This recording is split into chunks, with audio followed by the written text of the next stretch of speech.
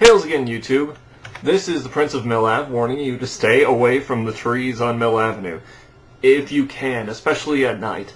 Although, the interesting things about the trees on Mill Avenue is that they are covered in birds, and that even though the middle of the night comes around, the birds do not go to sleep. They keep tweet, tweet, tweet, tweet, tweet, and they poop on you. Unfortunately for me, I got hit. And I think I did get hit like, 3 weeks ago as well. Even though they're asleep, they still poop on you. Mill Avenue also has a bunch of bats, which are actually quite fun to watch, flittering past at like full speed.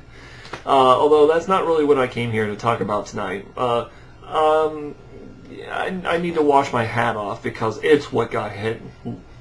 I'd show it off, but it's a little bit scary. But keep the hat in good condition, that sort of thing. I'm actually going to have to clean it properly. But I needed to get this video done before I ran away and did that. Interesting thing happened tonight. Pretty much the drum circle occurs in this little nook between the State Theater and My Big Fat Greek Restaurant. Yes, it has a really amusing name. But generally about midnight they close the park, forcing all of the street rats and the drums or whatever out. Tonight there was only really one drum, and he was only there for about 30 minutes, around 9 p.m., and no one really showed up for drum circle itself. However, fortunately around midnight there were more than enough people to wander around and head over to the post office, which is where the drum circle goes when they're exiled from the little park that they hang around in. One of my friends happened to be out there wearing an outfit, specifically a very German-looking outfit, and I mean German World War II outfit.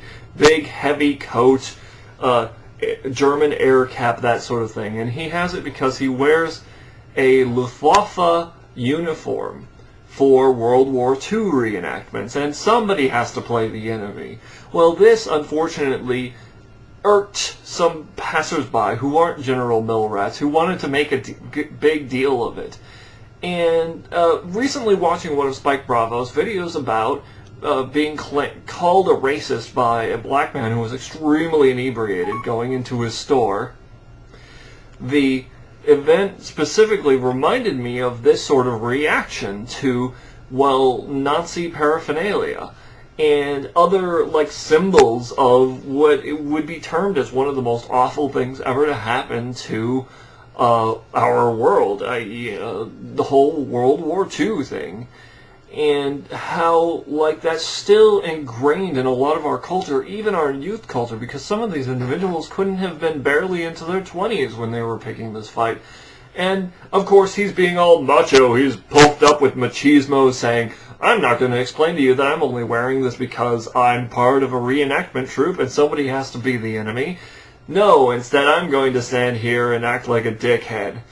And with the rest of us wandering up, getting between them and saying, oh, come on guys, stop this. At some point, the police are going to come trotting by on their horses, and they're going to bother everyone.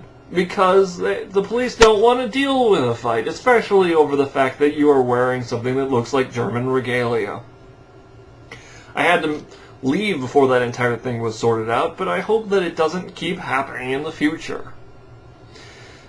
But that's my little introduction to Mill Avenue culture for the night. By and large, it was pretty peaceful. There were people running around hither and thither, and I had a reasonably good time hanging out with the Mill rats, shaking hands and smiling, and hopefully anyone else visiting had a good time too.